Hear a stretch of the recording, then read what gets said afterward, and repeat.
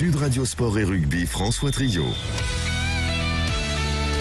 Avec Olivier Magne, avec vous, les auditeurs Sud Radio 0826 300 300. On est ensemble jusqu'à 23h autour du top 14 de la 22e journée. Stade Français Pau dans moins d'une demi-heure, c'est le coup d'envoi.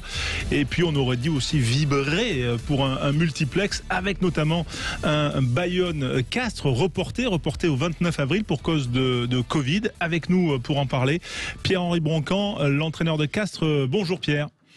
Bonjour à tous. Merci d'être avec nous en direct. Voilà, un jour sans match. J'imagine que ça perturbe la préparation. Est-ce que c'est un jour sans entraînement pour le Castres Olympique ? C'était une journée stressante parce qu'on avait les derniers tests RT-PCR ce matin. Et on vient d'avoir les résultats là, il y a un peu moins d'une heure où on a tous nos joueurs négatifs. Donc ça, c'est la bonne nouvelle de la journée. Du coup, on reprend en collectif demain matin. Oui, parce que là, c'était depuis le match de Toulouse où vous étiez, entre guillemets, disloqué ou en format Covid ? Depuis lundi, en fait, puisque lundi, on a eu un cas positif au test. On en avait eu un mercredi avant Toulouse, un deuxième lundi, donc ce qui fait 2 cas en moins de 7 jours avec le variant britannique.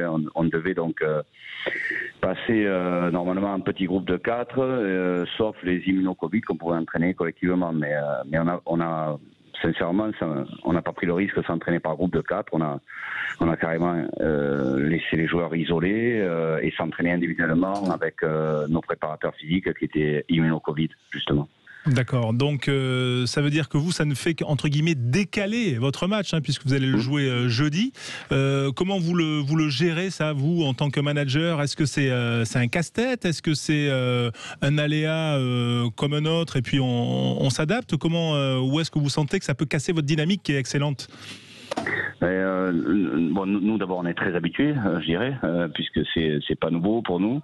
Après on a entre guillemets la chance de pas être qualifié pour la Coupe d'Europe, donc ça nous laisse des dates libres et comme vous dites, on devait jouer aujourd'hui à Bayonne, c'est décalé en fait à jeudi prochain.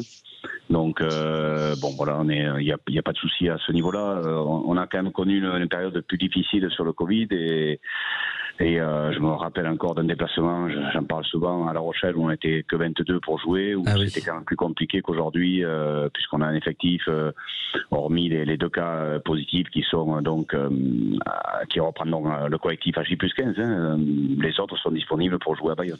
Vous êtes aujourd'hui 8e avec le Castres Olympique, Pierre-Henri Broncan. Un début de match, un début de saison pas tout à fait évident. Et puis finalement sur les 15 dernières journées, si on prend la dynamique des 15 dernières journées, Castres est 5e meilleure équipe. Sur les 10 dernières journées, 3e meilleure équipe. Et sur les 5 dernières journées, meilleure équipe du top 14. Vous allez finir champion, Pierre-Henri. C'est quand même incroyable. Cette remontée, à quoi vous l'attribuez ? Je vais me répéter un peu. C'est vrai qu'on a eu un début de saison très difficile par du fait du Covid. On a eu beaucoup de reports, beaucoup de joueurs également touchés et le Covid quand même. Sincèrement, on en a quelques-uns qui ont été bien touchés, du moins pendant un mois, tu peux les perdre. Donc on avait un effectif un peu diminué en début de saison.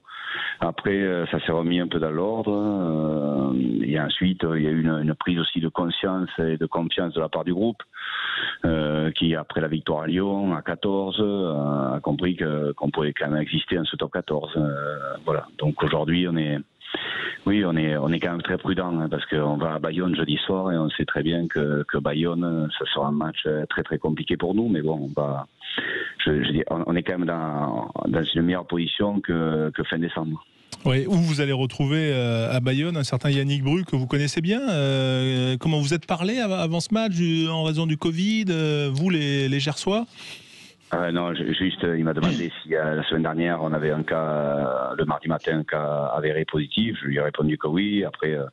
Après avant le match, on se parle pas entre Gersois. On se parlera après le match. Mais je sais qu'il va préparer très très bien son équipe, donc c'est ça qui m'inquiète le plus.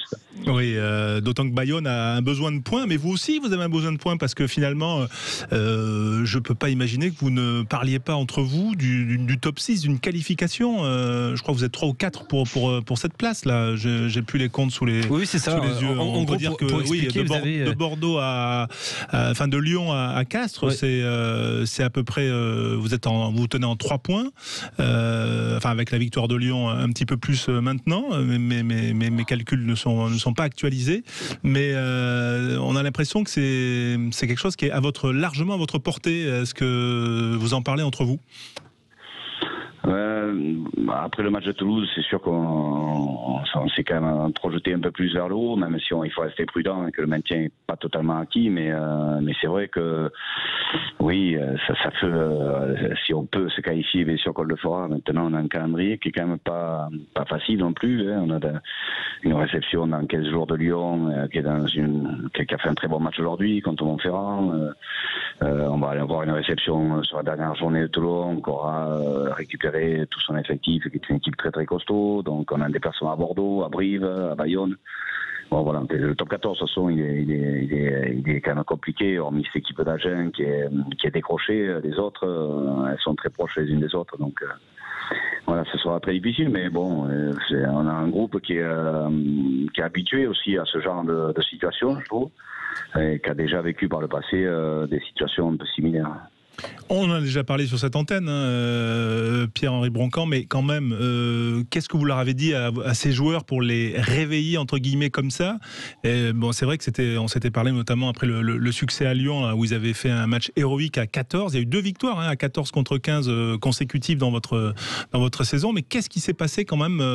Voilà, l'électrochoc, c'est quoi? C'est la prise en main des joueurs? C'est outre les cas Covid et on va dire les aléas de la saison, vous, dans votre relation avec eux, qu'est-ce qui s'est passé? Mais de leur dire simplement qu'ils peuvent être fiers de porter le maillot du Castres Olympique et qu'ils ont toute leur place en top 14. C'est simplement ça. Je pense qu'en début de saison, on regardait les autres, on avait l'impression que tout le monde était bien meilleur que nous et que les effectifs étaient bien meilleurs, voilà, qu'on n'avait peut-être pas de stars, etc. C'est sûr, mais ça reste un sport collectif avant tout et physiquement je trouve qu'on travaille très bien, on a un excellent staff au niveau des préparateurs physiques, donc les joueurs sont en forme et après mentalement on a quand même des gros compétiteurs, donc c'était juste leur dire à eux, à ces compétiteurs là, maintenant allons-y, on va lutter avec nos armes, certes, mais collectivement on peut compenser beaucoup. Et voilà, alors c'est vrai que ces matchs à huis clos, notre public nous manque, nous a manqué, je pense, à début de saison. On s'est habitué à ça aussi, je pense. Le Castres Olympique, ce 16e homme qui pousse fort, était absent cette année. Donc en début de saison, on a perdu beaucoup de matchs à domicile depuis quelques temps. Voilà, on a pris confiance aussi et je trouve qu'on aborde un peu mieux les matchs à domicile. On est invaincu depuis un certain temps à domicile et ça c'est très positif. Mais voilà, je pense que la première chose, c'est mentalement, on reste dans un sport de combat, on a beau inventer ce qu'on veut, l'Afrique du Sud est championne du monde l'an dernier avec un mental et un physique très impressionnant et une super conquête. Donc le rugby, les joueurs évoluent physiquement, mais le rugby ne change pas. Donc je pense que Castres a toute sa place en top 14 encore. Pierre-Henri, il y avait une pointe d'humour de votre part à l'issue du match entre Castres et Toulouse. J'imagine que vous voyez où je veux en venir quand vous avez dit pour aller chercher les qualifications, on va peut-être appeler le Stade Français Paris pour voir s'ils veulent nous libérer des joueurs gratuitement, en référence au départ de Ficou pour le Racing 92. Ils ont encore de très bons joueurs, donc ça peut nous arranger. Je ne sais pas si c'est possible, mais ce dont je suis sûr, c'est que Boden Barrett va pas arriver la semaine prochaine chez nous. C'était une pointe d'humour, j'ai l'impression, Pierre-Henri, où vous étiez peut-être totalement sérieux. En tout cas, l'humour, il n'a pas été tout à fait bien reçu du côté du Stade Français Paris. Gonzalo Quesada, je ne sais pas si vous avez vu sa réaction, il n'était pas tout à fait d'accord avec votre humour. Moi, je ne vais pas m'aventurer sur ce terrain-là parce que Gonzalo Quesada, il maîtrise parfaitement la communication. Moi, je suis un petit entraîneur de terrain. Donc, vous savez, après, écoutez, moi, quand il me parle de Lucas Pointu, d'avoir été chercher Lucas Pointu à Pau, Lucas Pointu, il a tout simplement pas joué pendant 2 ans. Il a eu une situation familiale très compliquée. Je pense que ça a fait le plus grand bien de nous rejoindre et de me rejoindre parce que c'est un garçon que je connais très bien à la base.